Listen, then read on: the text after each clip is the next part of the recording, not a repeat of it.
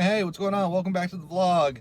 We are up here on a Monday afternoon in Orange City. They're running a big high hand promotion, so the room is pretty busy, especially for a Monday. So I'm gonna look to get in there and try to mix it up, and who knows, maybe even hit a high hand. If you enjoy, like and subscribe. Let's get to it. In the first hand of the night, we're in the cutoff, and we look down at Ace-Jack offsuit. We see one call before the action gets to me, and I bump it up to $15. We see a call from the button and the original limper, so we're off to a flop three ways. The flop is Jack 9-5, all diamonds, so I have top pair on a monotone board, and I don't have a diamond in my hand. It checks to me, and I'm fine with checking or betting, but I want to make sure I don't give a hand with one diamond a free card, so I fire for $15. The button calls, but the limper folds, so we're heads up. The turn is a 9 of hearts, so the flush doesn't come in. I continue for $30. My opponent says good bet. He shows pocket eights with the 8 of diamonds, and then he folds, and we win this first one.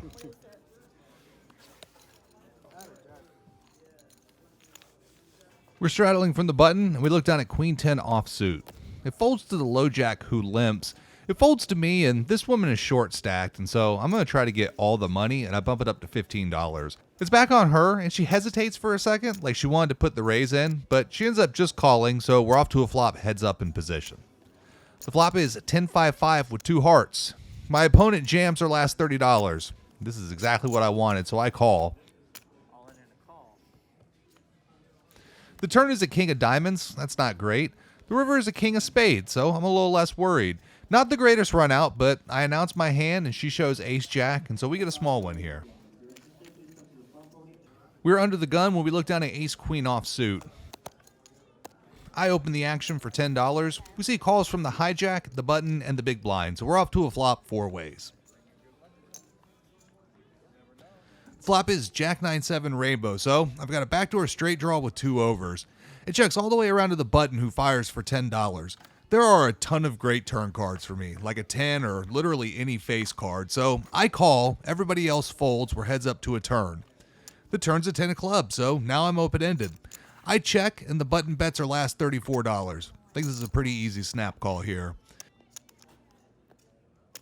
The river's a great card, it's an 8 of clubs, and we get there. I roll it over, and it turns out the button had flopped a set of 7s. That's pretty gross, but kind of what happens when you short buy. You don't really have enough chips behind to get drawing hands like mine to fold, and in this case, I hit. We're in the cutoff, and we look down at ace-jack offsuit. We see an early position open to $8. It folds to me, and while I respect the early position opening range of this opponent, I think my hand is too strong to just flat here, and I'm obviously never folding, so I re-raise to $25. We see calls from both blinds, and I should mention both blinds are pretty spewy, especially the guy in the big blind. I remember last spring when I was in the middle of my downswing, he owned me all night, and it tilted me so much I racked up and I left, and I haven't forgotten his face. The early position raiser also calls, so we're off to a flop in position 4 ways. The flop is ace-7-5 with 2 spades, so we have top pair. It gets checked to me, and with top pair, I'm content with betting here, and I fire for $45, about half pot. I think I can get a lot of value from any spade draw plus weaker aces. Both blinds pretty quickly call. The early position raiser folds, so now we're down to 3 ways to a turn. The turn's a 9 of clubs. It's a pretty safe card considering I never expect somebody to have 6-8 here, and the flush draw missed. It checks to me, and I jam for my last $147. Both blinds fold pretty quickly and we win. Early position says he folded ace-king, and if that's true, I wonder what the hell he put me on. Ooh.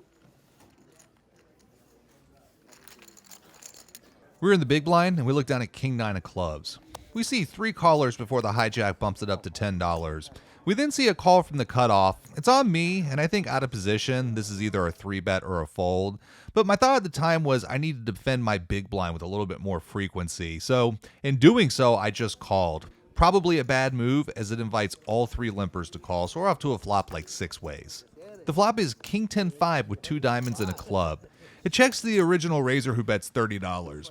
It folds to me, and with top pair and a backdoor flush draw, I think calling is just fine. The raise is probably an overplay, so I just call. Everyone else folds, so we're heads up to a turn. The turn's a spicy one in the 7 of clubs, so a card that it feels like it just gives me so much more equity.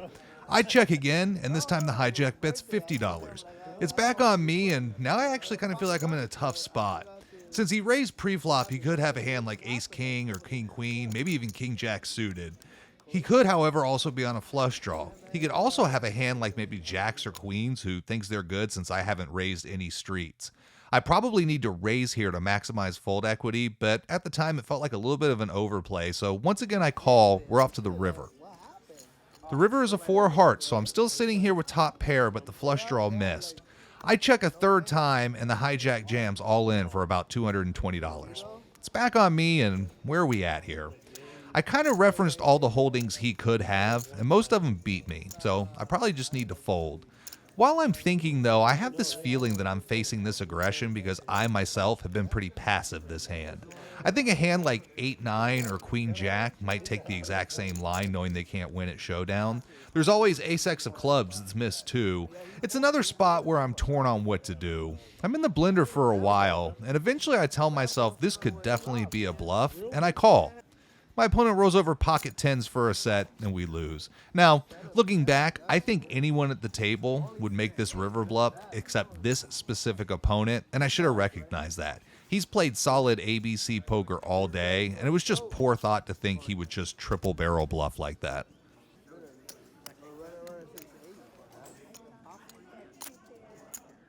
Hands like this one will tilt you. We're on the cutoff, and we look down at pocket 7s. It folds all the way around to me, and I bump it up to $10. I want to build a pot to play with the blinds. We see calls from the button in both blinds, so we're off to a flop 4 ways. The flop is 3-4-6 rainbow, so I flopped a gut shot, and I have an overpair. It checks to me, and I continue for $30. We see the small blind call out of turn, which is annoying. It's probably going to kill any action with the button, which it does. The small blind can actually call now, and the big blind calls as well, so we're off to the turn. The turn is a 9 of hearts, so it's an over to our pair, and it brings in the heart draw, plus there's a lot more straight draw connectivity. It checks to me, and I should probably continue here, but in the moment I actually slow down, and I check behind. The river is an 8 of hearts, so the backdoor heart's complete. The small blind checks, and the big blind fires for $60. It's on me, and now I'm in the blender again. I'm afraid I let the big blind get there with hearts. I block a lot of straight draws with pocket 7s. However, he could play pocket 6s or maybe pocket 8s the same way. Since I don't know where I'm at, I end up folding, which, when you're that unsure, is probably the right play. The small blind, however, calls. The big blind says he has nothing, and the small blind rolls over 6-7 for a worse pair than mine. It's not a huge pot, but I'm definitely mad at myself for the way I let it unfold. In a hand far less tilting, we're in +2 and we look down at pocket kings. It folds to me, and I open for $10. The same 2 guys from the last hand call, so we're off to a flop out of position 3 ways. The flop is 9-7-5 with 2 spades. I start with a check, and I'm not disappointed as the cutoff bet's $20. The button very quickly calls. I don't have much left behind, but I don't want to scare anybody off, so I elect to just call here. We're off to the turn. The turn is a queen of clubs, so it brings in a second flush draw. I check again, and the cutoff bets again, this time for $30. Once again, the button immediately calls. I have $92 total, and so I rip it. Action on the cutoff now who thinks about this one, and he eventually comes to a decision, and it's to call. On the button calls, we're off to a river 3 ways with 2 of us all in. The river is not the greatest card, it's the jack of spades, kind of scary completing the flush draw. The button announces a queen, and he wins the side pot. The cutoff has 8-9 offsuit, but when he flipped it over, it looked like pocket 9s, and I thought he had flopped a set. I'm glad I was wrong here, and I get to scoop some chips in my direction. We're in +1, and we look down at king-jack offsuit. When it folds to me, I bump it up to $10. We see calls from the button and the big blind, so we're off to a flop 3 ways. The flop is jack 9-4 with 2 clubs, so we have top pair and a backdoor flush draw. It checks to me, and I continue for $15. I'm looking to charge clubs or any worse jack or under pairs. The button calls, but the big blind folds, so we're off to the turn heads up. The turn is a 5 of clubs, so I pick up a flush draw now. I decide to get a little sneaky, and I check, and the button fires for $20. On me, and with way more equity, I decide to go ahead and bump it up, and I check raise to $60. It's back on the button who's been spewy today, but he elects to fold this time, and we win this one.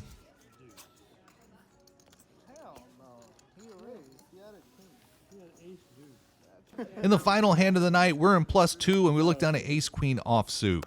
We see one limp before it gets to me, and I bump it up to $12. We see calls from the button, the big blind, and the limper, so we're off to a flop 4 ways. The flop is ace queen deuce rainbow, so we flop top 2. It checks to me, and I check looking to trap, but the spewy button tightens up all of a sudden, and he checks behind. The turn is a 7 of clubs, so it brings a flush draw. It checks to me again, and this time I fire for $25. There are plenty of worse hands that can pay off a bet here. We get calls out of the button and the big blind, so we're 3 ways to the river. The river is a 10 of clubs, so backdoor clubs complete and king jack makes the straight. The big blind checks, and I feel I could credibly rep any one of the draws that came in, and I have a very strong hand to fall back on if I am called by a non-believer, so I bet $60. The button is one of those non-believers, and he calls pretty quickly, which brings along the early position player as well. I roll it over, and the button mucks. I knew I had him beat. The big blind, however, rolls over king jack, and he wins. My play over the last 3+ hours has been very up and down. I'm winning chips and then dumping chips and then winning chips and then dumping chips. So I had decided to go ahead and call it a day, head home, and analyze the footage. So we'll wrap that one up, and sessions like that are kind of tricky. When the table is just that passive, you've got to try to find these spots to make your money, and obviously in the big hand, it's just another one of those spots where I need to be making the right read, and if I am, I'll just be so much more profitable. And of all the people at the table, that's the one guy who's not triple barrel bluffing with a missed flush draw. So just kind of a misstep there, and then just really passive and hard to get a ton of great action today. So into the game for 300, out for 187. If you enjoy, like and subscribe. We'll see you next time.